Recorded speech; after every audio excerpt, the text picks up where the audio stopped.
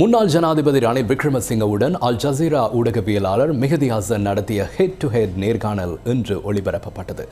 இந்த நேர்காணலின் போது உயிர்த்த ஞாயிறு தாக்குதல் தொடர்பில் முன்னாள் ஜனாதிபதி ரணில் விக்ரமசிங்கவிடம் வினவப்பட்டது. அதற்கு அவர் வழங்கிய பதிலே இது. நான் கத்தோலிக்க ஆயர் அமைப்புடனேயே தொடர்பில் செயற்பாடுகளை முன்னெடுத்தேன். அவர்களுக்கு தேவையான விடயங்களை கூறியுள்ளேன். அவர்கள் அது தொடர்பில் எதனையும் கூறுவதில்லை.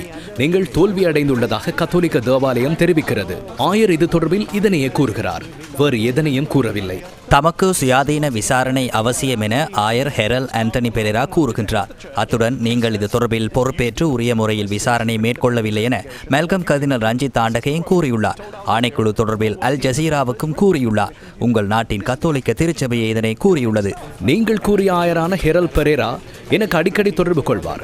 கத்தோலிக்க தேவாலயத்தின் அரசியல் எமக்கு தெரியும் அல்லவா? கத்தோலிக்க தேவாலயத்தின் அரசியலா? தற்கொலை குண்டு தாக்குதலில் நூற்றுக்கணக்கான மக்கள் உயிரிழந்தனர். சரி, நீங்கள் இங்கு உங்கள் வரையறையை மீறியுள்ளீர்கள். நான் குழு ஒன்றை நியமித்தேன். குழுவை நியமித்தாலும் அவர்கள் உரிய முறையில் செயற்படவில்லை என்றே கத்தோலிக்க தேவாலயம் கூறுகின்றது. முட்டாள்தனமாக பேச வேண்டாம். நீதிபதி இம்ரான், கத்தோலிக்க தேவாலயத்தில் முட்டாள்தனமாக பேசுகின்றார்களா? தெளிவாக கூறுங்கள். நீங்கள் பிரதமராக இருந்த போதே பயங்கரவாத தாக்குதல் மேற்கொள்ளப்பட்டது. கத்தோலிக்க தேவாலயத்தின் பிரதானி முட்டாள்தனமாகவா பேசுகின்றார்? பயங்கரவாத தாக்குதலில் நூற்றுக்கணக்கான மக்கள் உயிரிழந்ததாகவே கத்தோலிக்க தேவாலயம் கூறுகின்றது. நீங்கள் சேற்றிரன் இல்லை என்று கூறுகின்றனர். அது முட்டாள்தனமான கதையா? இல்லை, அவர்கள் ஏற்றுக்கொள்கின்றனர். நான் குழு ஒன்றை நியமித்தேன். குழுவின் பரிந்துரைகளை அவர்கள் ஏற்றுக்கொள்வதில்லை. வெளியில் ஒரு தரப்பினர் இதன் பின்புலத்தில் உள்ளதாக அவர்கள் கூறுகின்றனர். அவர்களை நீங்கள் பாதுகாப்பதாகவும் கூறுகின்றனர். அதனையே கத்தோலிக்க தேவாலயம் கூறுகின்றது. நான் ஒரு கத்தோலிக்கன் அல்ல. நான் எமது நாட்டின் பெரும்பான்மை மக்களுடன் செல்கிறேன். இதன் பின்புலத்தில் அரசியல்வாதிகள் இருப்பதாக இலங்கையில் 53% நம்புகின்றனர். நான் ஒரு குழுவை நியமித்தேன். பாராளுமன்றத்தின் கோரிக்கையின்படி அதனை செய்தேன். அதன்போது பாராளுமன்றத்தில் எதிர்ப்பு தெரிவிக்கவில்லை. அந்த குழுவின் அறிக்கையை ஏற்றுக்கொள்வதா இல்லையா என்பது பாராளுமன்றத்தின் பணியாகும். அது கர்தினாலின் தேவை அல்ல. அதனை பாராளுமன்றமே தீர்மானிக்க வேண்டும்.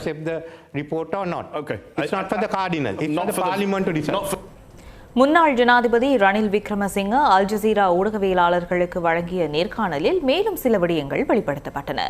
ரணில் விக்ரமசிங்கவினால் மக்கள் விடுதலை முன்னணியுடன் தொடர்புடைய சிலரை சட்டவிரோதமாக தடுத்து வைத்து சித்திரவதை செய்து கொலை செய்த பட்டலந்த சித்திரவதை தொடர்பிலும் கேள்வி எழுப்பப்பட்டது. இந்த சித்திரவதையின் சூத்திரதாரி ரணில் விக்ரமசிங்க என பட்டலந்த ஆணைக்குழு அறிக்கையை மேற்கோள் காட்டி அல் ஜசீரா ஊடகவியலாளர் சுட்டிக்காட்டினார். முன்னாள் ஜனாதிபதி இந்த குற்றச்சாட்டுகளை இதன்போது நிராகரித்தார். யுத்த குற்றங்கள் தொடர்பில் கோட்டாபய ராஜபக்சவினை நீங்கள் விசாரிக்கவில்லை. யுத்தம் ஆரம்பித்த காலத்தில் மக்கள் விடுதலை முன்னணி வீழ்ச்சியுடன் சில விடயங்கள் தொடர்பில் உங்களை விசாரிக்க வேண்டும் என்று சிலர் கூறுகின்றனர்.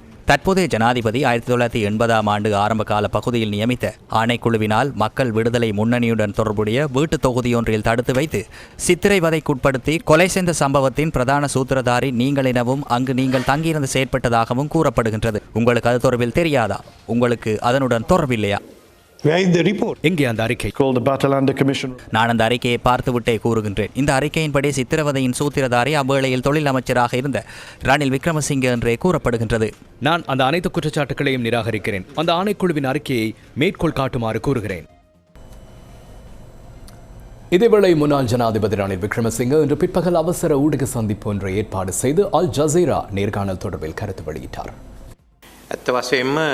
குறிப்பாக எம்மை போன்று அல்ல, நேரடியாக ஒளிபரப்பி அனைத்தினையும் வெளியிடுகின்றனர். அதில் நல்ல விடயங்களும் தீய விடயங்களும் உள்ளன. 2 மணித்தியாலங்கள் ஒளிப்பதிவு செய்து 1 மணித்தியாலம் வெளியிட்டுள்ளனர். சில நல்ல விடயங்கள் இருந்தன, அதனை வெளிப்படுத்தவில்லை. என்னால் தற்போது எதனையும் செய்ய முடியாது. அவை அனைத்தையும் என்னால் பெற்றுக்கொள்ள முடியாமல் போனது. அவை அனைத்தையும் ஒளிபரப்பியிருந்தால் இதனை விட வேறு நிலைமை உருவாகி இருக்கும். 2வது விடயம், எனக்கு வழங்கிய 3 பெயர்களில் ஒருவரே அம்பிகா சட்குணநாதன். இருவரின் கருத்துக்களும் ஒரே கருத்துக்களாக இல்லாவிட்டாலும் அவர் வருவார் என்று நான் நினைத்திருந்தேன். எனினும் அவர் வரவில்லை. இறுதியில் மற்றொரு பெண்ணை வந்தார். திருமதி ராசரத்னத்தின் கணவர் ஆண்டன் பாலசிங்கத்திற்கு ஆலோசனை வழங்கிய நபர் என்பதனை எனக்கு கூறவில்லை. நான் கூறுவது தவறு என்றால் திருமதி ராசரத்னத்தினால் அது தொடர்பில் கருத்து வெளியிட முடியும். LTTயிலிருந்து 2 பேரை ஈடுபடுத்தியிருந்தனர். பிரான்சிஸ் ஹாரிசன் இருந்தார். 40,000 பேர் உயிரிழக்கவில்லை. பொய் கூறியதாக கூறினார். அதே போன்று திருமதி ராசரத்னத்தினை ஈடுபடுத்தியிருந்தனர். இது போன்ற பல விடயங்கள் இருந்தன. அதனை நான் இங்கு கூறப்போவதில்லை.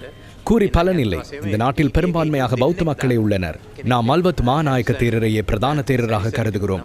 வேறு சமய தலைவர்கள் அவர் கருதினால் ஆகலாம், வேறு சமய தலைவர்களாக இருக்கலாம், பேராயர்களாக இருக்கலாம். இவர்கள் அனைவரும் அதற்கு கீழ் என்று கூறியதை அவர்கள் ஒளிபரப்பவில்லை. ඒක යටතේ කියලා මොන හරි හේතුවකට ඒක කියලා නැහැ.